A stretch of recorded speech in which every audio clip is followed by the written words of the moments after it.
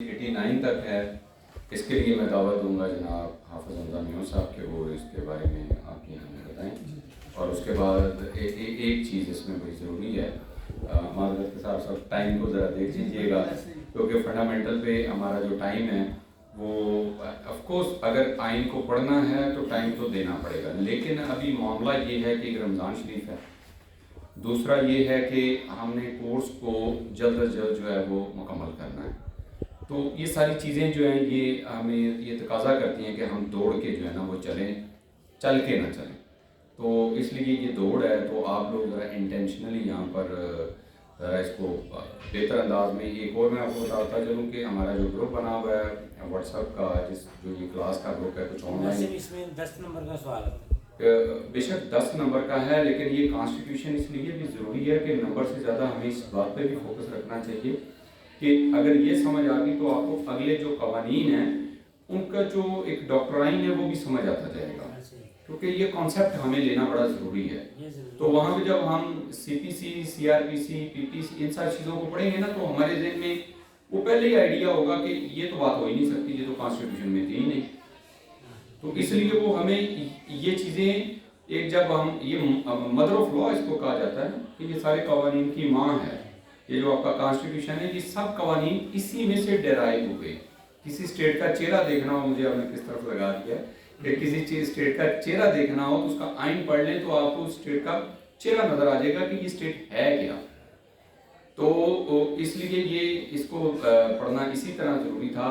तो अभी ये है कि नेक्स्ट जो है, इसमें मैं वक्त की बात कर रहा था कि वक्त इस तरह से है कि हम आज कोशिश करेंगे कि ये दोनों पार्ट जो हैं वो आप लोगों को करवा दें, और इसलिए ग्रुप का जिक्र किया कि आपके तमाम काउंटर क्वेश्चन या जो भी क्वेश्चन होगा वो आप ग्रुप में पूछें, इंशाल्लाह वहाँ पे आपको वॉइस नोट में इसका आंसर जरूर मिलेगा। बहुत शुक्रिया। आज आप सब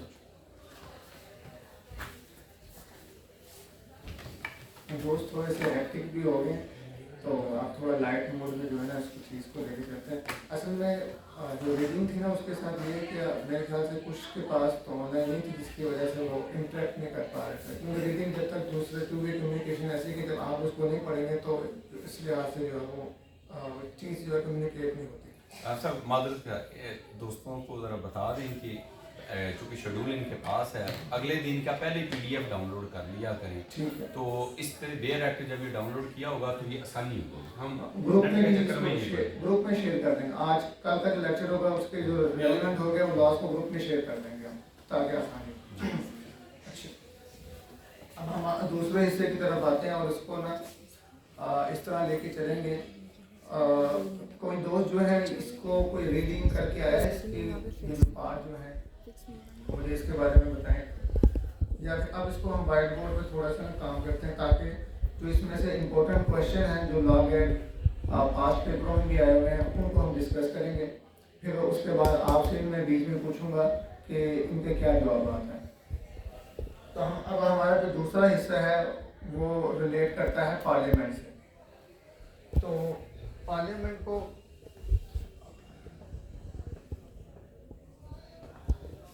अब इसमें पार्लियामेंट में दो जो इसके हिस्से हैं वो कौन कौन से? पार्लियामेंट से मुराद क्या लेते हैं? असेंबली कमीशन और सेनेट एंड असेंबली। हाँ, सेनेट और नेशनल असेंबली होगी और सेनेट। अच्छा, अब इसमें आर्टिकल 15 में यही इसके बारे में बता दिएगा। अब इसमें से जो क्वेश्चन आता है ना मैं उस पर डायरेक्ट चल जाता हूँ। नंबर 1, ये इसकी म्याद कितनी होती है? ये बताइए, नेशनल असेंबली की म्याद कितनी? 5 ईयर। ये क्वेश्चन जो है आ सकता है। इसके बाद ये बताएं कि इसके अंदर जो सर 5 ईयर किस आर्टिकल में ये मेंशन है? हाँ, इस पर हम डिस्कस करेंगे। पहले हम इसको मैं आप कंसेप्ट के लिए, इसके बाद फिर हम डिस्कस कर लेंगे। इसके बाद दूसरा आ सकता है कि इसमें जो मेंबर जो है इलेक्ट होगा उसकी क्वालिफिकेशन क्या है, उसकी उम्र कितनी होती है। नेशनल असेंबली में अगर किसी बंदे ने इलेक्ट होना है 25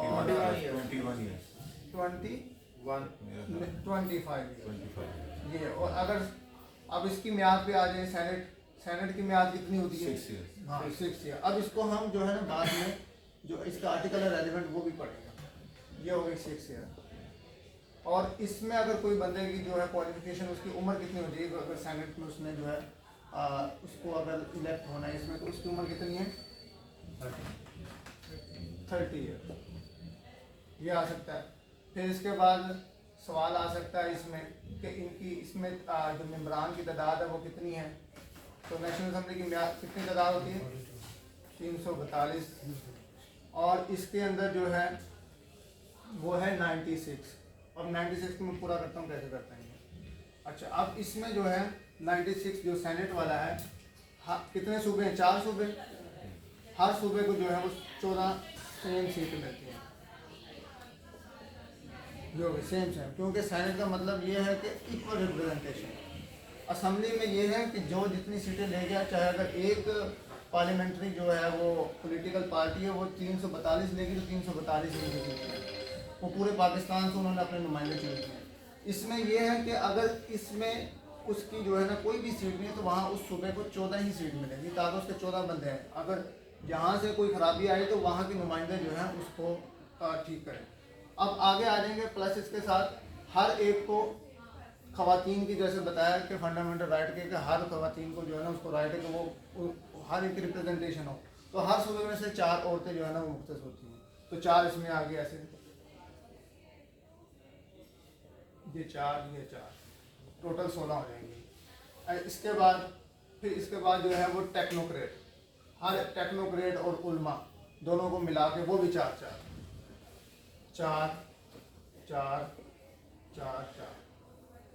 ये हो गया। ये मेरे को मिला के देखें कितने, ये 16, ये बनते हैं 14, ये 56, ये 16 कितने बने जी? हुए पूरे। ये 16 और ये हो गए 60, 70, 80 और 86। इसके बाद जो है कुछ मिनॉरिटीज़ की जो सीट होती हैं जिसमें वो जो गैर मुस्लिम है उनकी सीटें, तो बकाया सीटें उनकी हो जाएंगी। कितनी सीटें बाकी रहेगी? 86, बाकी रहेगी हैं 16, हर एक में सूबे से 4। इसमें से सवाल यह आ सकता है कि टोटल कितनी सीटें होती हैं? 96। सवाल है 342 इसमें। हाँ, ख़वातीन की कितनी होती हैं मुख्तस हर सूबे में से? 4, टोटल कितनी होंगी? 16। तो इस तरह के सवाल आ सकते हैं। वैसे पढ़ने में तो बहुत कुछ है उसमें। और इसके बाद अगर हम आगे बात करें, इससे मैं रेलिवेंट लॉ भी आपको बताया हूँ।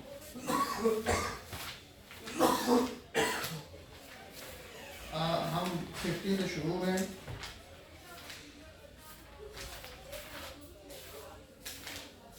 ज़्यादातर जो है कभी कभार वो आर्टिकल का पूछ रहे थे, लेकिन ज़्यादा आर्टिकल का नहीं पूछता, वो डायरेक्ट सवाल पे आता है।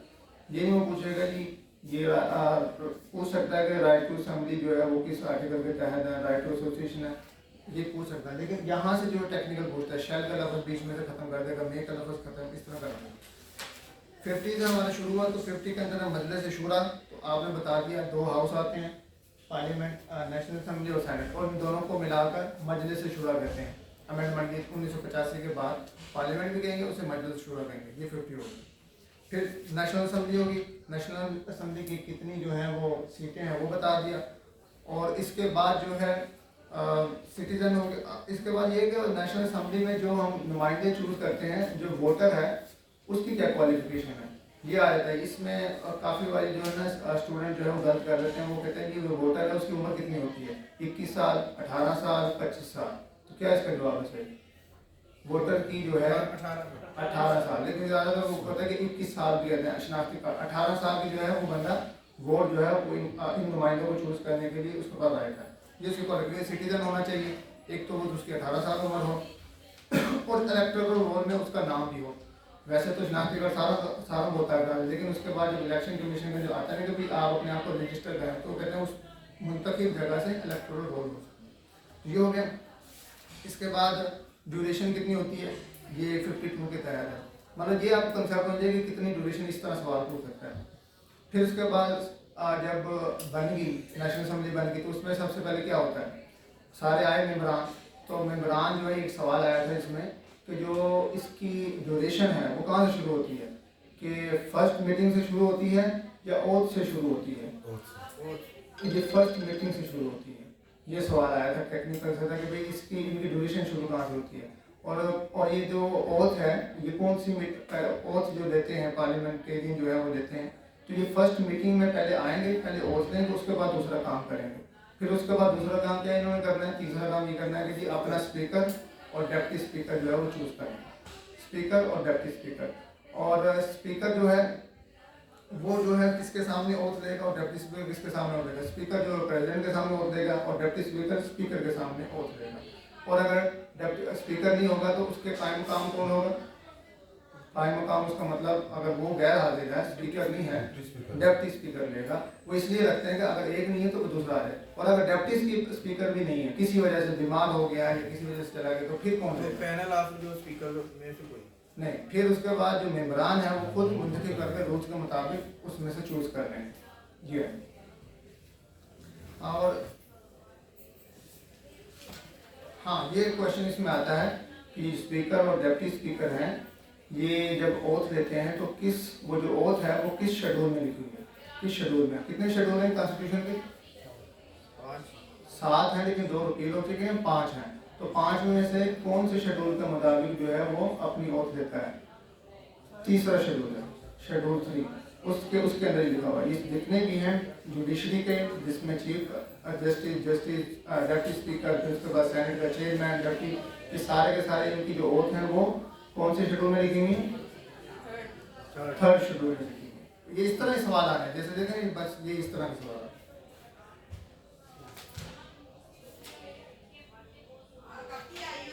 ये हो गया।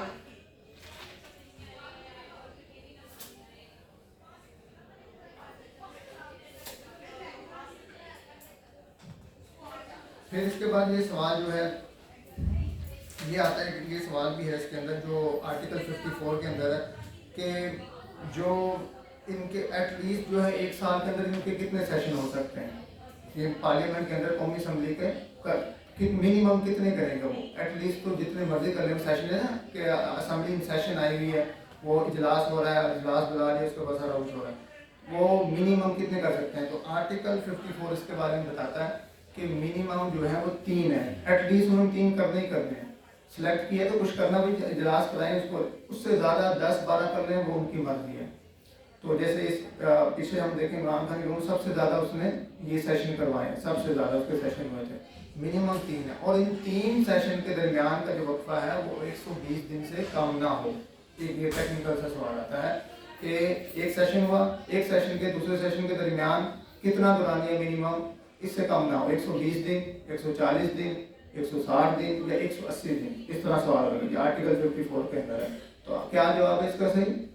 120।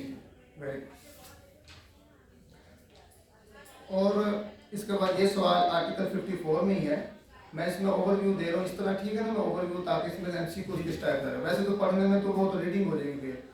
अब इसमें सवाल ये आर्टिकल 54 के अंदर ही है कि कितना मिनिमम अरकान की तादाद होगी तो अजलास जो है वो जो सेशन है वो बुला सकते हैं। तो वो उसमें कि 1/3, 1/4, 1/6 या 2/3। तो मिनिमम जो है वो 1/4 की अरकान की तादाद होनी चाहिए।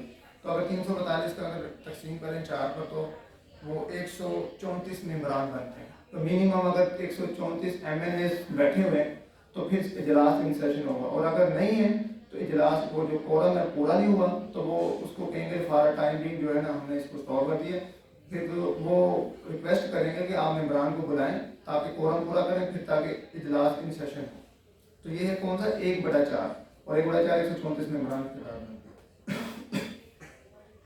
और अगर 1/4 की तादाद पूरी ना हो तो फिर इजलास क्या होगा, उसको क्या हो जाएगा, वो कोरम जो अगर पूरा नहीं होगा तो उसको स्टॉप कर दीजिएगा। फिर इसके बाद जो है 56 के अंदर एड्रेस बाय प्रेसिडेंट का इख्तियार है कि वो पार्लियामेंट में आकर जो है वो उससे मुखातिब हो सकता है। अभी जैसे ये अभी प्रेसिडेंट मुंतखब हुआ तो ये अभी आएंगे, दोनों को जो है पार्लियामेंट में सेनेट को भी और नेशनल को मिलाकर सारे मेंबरान को उठा के वो इन सेशन एड्रेस करेगा। फिर इसके बाद रेजोल्यूशन ऑफ नेशनल असेंबली, ये आर्टिकल 58 के अंदर लिखा हुआ है कि किसका इख्तियार है, ये किसका इख्तियार है इसमें कि वो प्रेसिडेंट जो है वो डिसॉल्व करता है। प्रेसिडेंट किसकी वो लेगा, एक कंसल्ट किसे करेगा, वज़ीर-ए-आज़म से करेगा। जब वज़ीर-ए-आज़म एडवाइस करे तो कितने दिन के अंदर जो है वो करेगा, तो 2 दिन का दौरानिया लिखा हुआ है। ये लिखा हुआ है, आप लिख भी सकते हैं इसको, ये आर्टिकल 50 8 के अंदर है तो 2 दिन का जो है वो अंदर जो है 48 घंटे के अंदर वो असम्बलियाँ तोड़ देगा। अगर उसने वज़ीर आज़म ने कह दिया, वो बाउंड है, अगर वज़ीर आज़म उसको कह दिए कि असम्बलियाँ तोड़ दो, तो वो ये 1 दिन 2 दिन इससे ज़्यादा तीसरे दिन जो है ना उनका 2 दिन के अंदर वो बाउंड है कि वो असम्बलियाँ तोड़ने का नोटिफिकेशन कर देगा। तो ये एक एमसी को ये हमारा एक हिस्सा मुकम्मल हो गया। शुरू हम हुए थे कि नेशनल असम्बली क्या है, उसकी मियाद कितनी होती है, उसके अंदर जो बंदे मुंतखब होने उनकी क्या क्वालिफिकेशन है, जिन्होंने मुंतखब करना वोटर उसकी क्या क्वालिफिकेशन है, तादाद कितनी होगी। फिर उसके बाद जब नेशनल असम्बली होगी तो उसमें फर्स्ट मीटिंग में जो है वो ओथ ली जाएगी फर्स्ट मीटिंग से, और वहाँ से दौरानिया शुरू होगा। फिर उसके बाद नेशनल असम्बली वो इसका स्पीकर और डिप्टी स्पीकर सबसे पहले इनको सेलेक्ट किया जाए, क्योंकि वो कस्टोडियन ऑफ द हाउस है। जब उसको वो रिप्रेजेंट नहीं करेगा तो फिर हाउस को कौन रिप्रेजेंट करेगा। और उसके बाद डिजॉल्व सारा कुछ सेशन का हमने पूछा। सेशन में क्या था कि मिनिमम 3 सेशन होंगे और इनके दरमियान जो दौरानी है वो 120 दिन का होगा, इससे कम या ज़्यादा हो सकता है, इससे कम नहीं होना, ज़्यादा हो सकता है। और इसके बाद हमने कहा कि कितने मेंबरान होंगे तो सेशन होगा, तो 120 मेंबरान, और इससे कम होगा कोरम तो फिर स्टॉप हो जाएगा, इजलास नहीं होगा।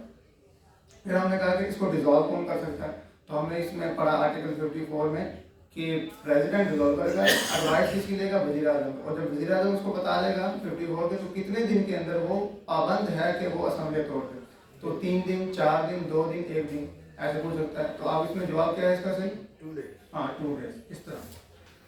अब हम आ जाते हैं सेनेट की तरफ। एक हमारा पोर्शन पूरा हो गया। सेनेट का जो है वो 59 आर्टिकल से शुरू हो रहा है, 59 से शुरू हो रहा है और आगे जो है 60 तक 2 आर्टिकल है इसके सिर्फ। 59 में आगे बात के मैंने जैसे बताया कि इसकी तादाद कितनी है वो 96 है। ईच प्रोविंस में 14 जो है वो अरकान हो गए। फिर उसके बाद 4 खवातीन होगी। फिर उसके बाद जो है वो 4 जो हैं वो टेक्नोक्रेट ईच में हो गए। फिर उसके बाद 4 नॉन मुस्लिम, और कैपिटल टेरिटरी जो है इस्लामाबाद 2010 के बाद उन्होंने कैपिटल टेरिटरी 4 रखनी नशिस्त है, और इसलिए रखनी है उसके बाद भी कि क्योंकि फाटा जो है वो इसके साथ जो है उसको इंतजाम हो गया उसके साथ, तो उनकी भी सीटें इसके साथ आती। पहले इसकी 1 थी, अब उनको 4 कर दी। और इसमें जो है इसकी तादाद होगी और इसकी सिलेक्शन जो है वो मैं बता दी 30 साल उसकी क्वालिफिकेशन है, उसको उम्र 30 साल होगी तो वो सिलेक्ट हो सकता है। 6 ईयर इसकी जो है वो म्याद है। और ये कभी भी ये भी सवाल आ सकता है कि क्या सेनेट जो है वो कभी डिजॉल्व होती है, तो ये अदारा डिजॉल्व नहीं होता, ये कंजेक्टिवली चलता रहता है। मुद्दत पूरी कर। हाँ मुद्दत, इसकी मुद्दत ये 6 साल है, लेकिन इसमें डिजॉल्व नहीं, जैसे असम्बलियाँ टूट जाती हैं लेकिन ये डिजॉल्व नहीं होता। ये साइकिल जो है ना इसका चलता रहता है, हर 3 साल बाद नए बन जाते हैं, हर 3 साल बाद नए बन जाते हैं, इस तरह। इसके बाद वही चेयरमैन और इसका डिप्टी जो इसका चेयरमैन है वो सेनेट, वो पहले सेशन होगा तो उसमें वो सिलेक्ट करेंगे। तो उसमें ये चेयरमैन किसके सामने अपनी ओथ लेगा, शेड्यूल 3 का जो उसमें ओथ लिखी हुई किसके सामने लेगा, प्रेसिडेंट के सामने। और डिप्टी चेयरमैन जो है वो किसके सामने लेगा, चेयरमैन के सामने। और उसकी जो ओथ है वो किस शेड्यूल में लिखी हुई, 3rd शेड्यूल में लिखी हुई है, इसमें जरूरी है। आगे आ जाता है, ये एक लेंथी आर्टिकल है, आर्टिकल 62 और 63, जिसको हम साबिक और अमीन वाला कहते हैं, कि इसके अंदर क्वालिफिकेशन लिखी हुई है और डिसक्वालिफिकेशन लिखी हुई है, क्या क्या चीज़ें वो क्वालिफाई करेगा, उसके अंदर क्या क्या खसूसियात और क्या क्या उसके अंदर खसूसियात और उसके अंदर खूबियाँ और क्या चीज़ें डिसक्वालीफाई करती हैं। ये हमने वैसे ज़्यादातर फॉर्म के लिए लिखी हुई होती हैं, लेकिन हम पढ़ते नहीं है इसको। मैं मेन में बता देता हूँ। आर्टिकल 62 के अंदर, 62 के अंदर लिखा होगा कि 25 साल से कम होगी तो ये भी डिसक्वालिफिकेशन की एक वजह है कि अगर एक पार्लियामेंटेरियन MNA सेलेक्ट होकर आएगा, उसकी उम्र ही 25 साल से कम है, बाद में पता लगता है शनाख्ती कार्ड, तो ये भी डिसक्वालिफिकेशन की एक रीज़न है। फिर उसके बाद जो है कि और 30 इसकी होगी, अगर सेनेट में उसकी उम्र अगर 30 साल से कम है तो उसको भी डिसक्वालीफाई इस बुनियाद पर किया जा सकता है। मेरे ख्याल से एक सबसे यंगस्टर जो आया है वो पार्लियामेंट सेनेट के अंदर, उसमें 32 साल उम्र है उसकी, सबसे यंगस्टर से जो आया था, और कौन सी पार्टी से था। इसके बाद ये बलूचिस्तान से आया। बलूचिस्तान, वो यंगस्टर था। जी जी। इसके बाद कि उसका करैक्टर अच्छा हो, और उसके बाद जो है वो इस्लाम की तालीमात में जो है इस्लाम की जो बेसिक जो ट्रेडिशन है उस पर अमल करता हो। अब ये दो चीज़ें जो है ना, ये वाली इस्लामी तालीमात ये नॉन मुस्लिम पे एप्लीकेबल नहीं हुई। और ये बता दें, जैसे मैं कहूँ आर्टिकल 2062 की जो क्लास डी है कि इस्लामिक इंजेक्शन की वो क्वालिफिकेशन पूरा करता हो, ये किस पे एप्लीकेबल है, मुस्लिम, नॉन मुस्लिम या आल द रिप्रेजेंटेटिव या आल द मेंबर। तो हम इसमें सिर्फ करेंगे मुस्लिम। टेक्निकल इस तरह पूछ सकते हैं, हम कहेंगे वो तो साथ पे होना चाहिए, बेसिक से लग रहा है जी सारों में, लेकिन नहीं, इसमें इस तरह पूछ सकते हैं सवाल। फिर उसके बाद ये इसके अंदर जो है वो आइडियोलॉजी नज़रियाती हो, पाकिस्तान का जो बेसिक आइडियोलॉजी ऑब्जेक्टिव रेजोल्यूशन उसके ख़िलाफ़ ना हो, और उसका करैक्टर अच्छा हो, किरदार अच्छा हो, और मोहब्बत वतन हो, ये सारी क्वालिफिकेशन 62 में लिखी है। 63 के अंदर डिसक्वालिफिकेशन। अब क्या चीज़ें जो है अगर साबित होती है तो डिसक्वालीफाई होगा। अब उसके अंदर क्या है, नंबर 1 अनसाउंड माइंड, पागल हो गया भी, वो इस तरह का तो वो डिसक्वालीफाई कर दिया जाएगा उसको। फिर इंसॉल्वेंट और बैंक करप्ट हो जाना, तो ये इस पर भी डिसक्वालिफिकेशन बन जाएगी। फिर उसके बाद है ये most important double membership. Double जो है उसमें मेंबरशिप ली हुई है, ये सिटीजनशिप जो है, अगर एक कनाडा की ली हुई है और एक पाकिस्तान की ली हुई है तो वो जो है पार्लियामेंटेरियन सेलेक्ट नहीं हो सकता, सेनेट में भी नहीं और नेशनल असेंबली में भी नहीं।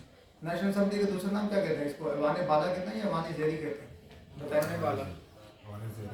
ऐवान बाला जो है वो सेनेट है, सेनेट अपर हाउस है, और जो कौमी असेंबली है वो लोअर हाउस है इंग्लिश में अगर इसको देखें। इसको बाई कैमरल भी कहते हैं, 2 ईवानी मुकदमा, कि हम जो एक से गलती हो जाए तो दूसरी सुधार लें, दूसरा जो तीसरा, पहले वाला उसको करेक्ट कर लें, इसलिए 2 रखे हैं। बहुत से मुल्क ऐसे हैं उसमें एक ही ईवान है, क्योंकि कहते हैं हमारे पास इतना खर्चा नहीं, गरीब तीसरी दुनिया के मुल्क हैं, तो इसलिए उन्होंने एक ईवान रखा हुआ है। अब इसके अंदर जो है ना, अगर किसी ने 2 सिटीजनशिप ली हुई है तो या तो एक छोड़ेगा, अगर नहीं छोड़ेगा तो उसको डिस्क्वालिफिकेशन हो जाएगी। अगर कोई प्रॉफिट वाला उसने ऑफिस होल्ड किया हुआ है, अगर वो कोई सरकारी मुलाजिम है फिर उसको सरकारी मुलाजमत छोड़नी पड़ेगी। और इसके अलावा जो है कि कन्विक्टेड, कहीं से कन्विक्ट हो गया हो। अब इसमें सवाल ये पैदा होता है कि ये सालों तक इतने जो है वो कोर्ट में ट्रायल चल रहे हैं और इतने इल्ज़ाम लगे हुए हैं, तो ये डिस्क्वालीफाई क्यों नहीं हो रहे, ये बताएं, कोई बता सकता है कि शहबाज शरीफ के ऊपर इतने जो है वो ट्रायल चल रहे हैं एहतसाब अदालत में, लेकिन उसको डिस्क्वालीफाई क्यों नहीं किया जा रहा? हाँ, exactly. No person is until proven guilty, every person is innocent until proven guilty। कि अभी उन पे गिल्टी तो साबित ही नहीं हुए, जिसकी वजह से वो बचे होते हैं, वो आ जाते हैं, फिर वहाँ से ऑर्डर जारी करवाते हैं, फिर वहाँ से फिर बच जाते हैं, कन्विक्टेड नहीं लगाते, चाहे 2 रुपये की ही कन्विक्शन हो, उस पर 20 रुपये 100 रुपये कन्विक्शन नहीं है, बस इल्ज़ाम साबित नहीं हुए अभी तक। फिर इसके बाद कि मिसकंडक्ट में जो है, मिसकंडक्ट में उसको प्रोसीडिंग थी, वहाँ उसने कोई ऐसा कोई कंडक्ट किया है जो बिजनेस और रूल्स के मुताबिक नहीं है सेनेट के और कौंसिल में, तो उस पर कार्रवाई हुई है, तो वहाँ से उसको मिसकंडक्ट डिक्लेयर कर दिया गया है। उस पर अगर वो डिक्लेयर हो जाता है कि इसने मिसकंडक्ट किया, मिसाल के तौर पर जैसे पिछले दिनों कह दी थी कि वो सेनेट असेंबली में बैठ कर सिगरेट पी रहा है, तो ये उसके मिसकंडक्ट है, वो उसमें आता है, तो उसके जिम्मे में अगर वो प्रूव हो जाता है तो उसको फिर डिस्क्वालीफाई कर सकते हैं इस बुनियाद पर, साबित हो जाए तो। और इसके अंदर इसके बाद ये कि अगर वो कोई पब्लिक ऑफिस उसने कोई होल्ड किया होता और 3 साल अभी गुजरे, 3 साल से कम का दुरानी, तो उसको भी वो नहीं करेगा, 3 साल से दुरानी से ज़्यादा हो। मिसाल के तौर पर एक जज रिटायर हुआ है, साथ ही इसमें कॉन्टेस्ट करने लग गए इलेक्शन, तो वो डिस्क्वालीफाई। 3 साल का बीच में गैप होना जरूरी है, 3 साल का गैप, अगर कोई सरकारी मुलाजिम उसने होल्ड की। इसके अलावा कि कोई भी ऐसा उसने ऑफिस या कोई भी ऐसी चीज़ जिससे रिलेट करता है जिससे उसको प्रॉफिट आ रहा है 2 रात, तो उसको या ये छोड़ना पड़ेगा या वो छोड़ना पड़ेगा। जैसे नवाज शरीफ है, उसके ऊपर ये केस चला था कि इसने जो है ना ये चीज़ छुपाई थी कि इसको बाहर से प्रॉफिट आ रहा था, वहाँ कामा वाला जो केस है, तो इस वजह से इसको डिस्क्वालीफाई किया गया था इस बुनियाद पर कि आपने इसको शो क्यों नहीं किया, क्योंकि आप तो प्रॉफिट ले रहे हैं वहाँ से। वो कहते मैं कंपनी का तो हेड, उसमें मेरा नाम है, एज मैं ऑनररी हेड हूँ, लेकिन सैलरी मैं नहीं ले रहा, लेकिन आपने इसको छुपाया क्यों था, आपने क्यों नहीं, आपने एसेट में बताया। तो इस बुनियाद पर ये आर्टिकल 63 उस पर लगा कि आप सारे को डिस्क्वालिफिकेशन होगी। जब डिस्क्वालिफिकेशन होगी तो इसमें लिखा हुआ कोई बंदा कन्विक्टेड ना हो, तो वो कन्विक्टेड हो गया, तो उसी वक्त उसको अगर आप अब सादिक और अमीन नहीं रहे, तो लिहाजा अब आप जो है इस पार्लियामेंट का हिस्सा भी नहीं है, जब पार्लियामेंट का हिस्सा नहीं तो वज़ीर आज़म नहीं, तो इस तरह उसको कानूनी तौर पर जो निकाला गया। 63 के अंदर जो है ना वो डिस्क्वालिफिकेशन ग्राउंड्स और लिखी कि अगर कोई एक बंदा अपनी पार्लियामेंट असेंबली वो अपनी एक पार्टी छोड़कर दूसरी पार्टी में जाएगा तो ये भी डिस्क्वालिफिकेशन है। पार्लियामेंटेरियन जो पार्टी होगी, अब इसकी डेफिनेशन पार्लियामेंटेरियन पार्टी कौन सी होती है वो एक अलग चीज़ है। सिंपल सा ये कि अगर कोई अपनी एक पार्टी छोड़कर दूसरी पे जाएगा तो ऐसा होगा, इसको हॉर्स ट्रेडिंग नहीं कहते कि अपना वोट किसी और को दे देना कि इस पार्टी का बंदा था लेकिन नून लीग वालों को दे दिया, तो वो हॉर्स ट्रेडिंग जो है इस तरह। तो उन्होंने इस पर एक चीज़ ये भी दी थी कि जी शो हैंड करके अपना वोट दें, हैंड को वही खड़े खड़े जो उन्होंने कहा कि हाँ इस बंदे को चेयरमैन बनाना चाहिए, कौन कौन जो है इसके फेवर में हाथ अपना खड़ा कर दो। बाहर के मुल्क में ऐसे होता है, इसमें ये होगा हॉर्स ट्रेडिंग नहीं होती। यहीं से अगर पीपल पार्टी का बंदा है तो वो जब हाथ खड़ा करेगा सामने जो चेयरमैन है वो नून लीग का है, तो वो अपने जो हाथ में सबको नहीं पता लग जाएगा कि भाई ये किसको वोट दे रहा है। तो इसलिए इस चीज़ को वो क्या कहते हैं, अरबों रुपये करोड़ों रुपये लोग देते हैं कि तुम वोट दो ना, उसमें नाम जो नून लीग वाले हैं वो पीपल पार्टी के मेंबर को देते हैं कि भाई हमारे बंदों को देना, इस पर भी उनको इतना पैसा देते हैं करोड़ों के हिसाब से। तो इस चीज़ को पिछली जो गवर्नमेंट थी उन्होंने कहा कि शो हैंड वाला जो है ना रूल किया जाए, ताकि जो अरबों रुपया जो है ये इस पर जो है हॉर्स ट्रेडिंग होती है कि अब स्पीकर किसी अपनी पार्टी का लगाने के लिए लोग पैसा देते हैं दूसरी पार्टी के मेम्बरान को, तो ये खत्म हो जाएगा। तो लिहाजा वो उनकी अपनी एक बीच में इंटरेस्ट था, नहीं उन्होंने कानून बनाया, इस चीज़ को रूल को नहीं बनाया। अब बात इसके अंदर एग्जाम्पशन ये आती है, अगर कोई बंदा कौमी रजाकार उसका एक मेंबर है तो ये कोई पब्लिक प्रॉफिट जो है उसने ऑफिस होल्ड नहीं किया हुआ तो इसको एग्जाम्प्ट है। ऐसा कोई भी ऑफिस में होल्ड किया हुआ जो जिससे प्रॉफिट नहीं आता तो वो डिस्क्वालिफिकेशन की बुनियाद नहीं बनेगा। अगर इस तरह का कोई क्वेश्चन आता है, जैसे एग्जाम्पशन कहता है कि कौमी रजाकार नंबरदार, इसमें लिखा हुआ है नंबरदार है और वो MNA भी बन गया और सिलेक्ट हो गया, MPA बन गया, तो क्या ये डिस्क्वालिफिकेशन गई? क्योंकि जो दोहरी होगी तो उसने नंबरदारी भी दी हुई है और यहाँ MPA भी सिलेक्ट हो गया। इसमें लिखा हुआ है जो हमारा आर्टिकल है 63, ये एग्जाम्प्ट है नंबरदारी, क्योंकि जो है ना ये ऐसा नहीं जिसमें उसको प्रॉफिट आता है। एक तो ऑनरी जो है बन गई, दर्जा 4 का सबसे निचला जो है वो रेवेन्यू अफसर तो नहीं कहेंगे, उसका एक हेड, उसमें विलेज हेडमैन होता है। नंबरदारी हो गया, कौमी रजाकार का अगर वो मेंबर है तो वो उस पर जो है ना डिस्क्वालिफिकेशन नहीं लगेगी, भाई इसने 2 ऑफिस जो है वो रजाकार, उसका भी मेंबर है, यहाँ का भी मेंबर है। यह हम चले गए हैं 63 आर्टिकल 62 और 63, ये मैंने इसको शॉर्ट बताया, ये हालांकि 3 पेज का है लेकिन उसमें से स्पेसिफाई जो है ना उसके लिहाज से बता दिया। मैंने इसको डिटेल से पढ़ेंगे तो बहुत आपको भी नहीं समझ लगनी, क्योंकि अभी आपके पास काफ़ी एक्ट भी नहीं है, क्योंकि बेयर रीडिंग में करूँगा तो उस तरह समझ भी नहीं लगेगी। लिहाजा इसलिए मैं कंसेप्चुअल आपको दे रहा हूँ ताकि आपके जहन में रहे। इससे मैं बाद में आपसे सवाल भी पूछूंगा ताकि आया कितना आपको समझ लगे। हमारे ये भी हो गया 63। इसके अंदर फिर अब आ जाता है कि oath of the member, a person elected of the house shall not sit, article 65 की ये एक इंपॉर्टेंट है, इसमें MCQ आता है। A person elect to house shall not be sit or vote until he has made before house oath in form set out in the 3rd schedule. जब तक कि वो इलेक्ट हो गया, जब तक कि वो ओथ नहीं लेगा, ना तो वो वहाँ बैठेगा ना वो राइट टू वोट है उसके पास। सिलेक्ट तो हो गया लेकिन राइट टू वोट नहीं है। अब इसके बाद एक क्वेश्चन ये भी आता है कि एक बंदा MPA और MNA सिलेक्ट हो गया और वो ओथ नहीं ले रहा, तो कितने दिनों तक जो है वो सीट जो है वो खाली रहेगी, उसके बाद फिर जनरल इलेक्शन हो जाता है। तो ये तो कितने दिन रहेगी, 40 दिन, 30 दिन, 35 दिन, कितने?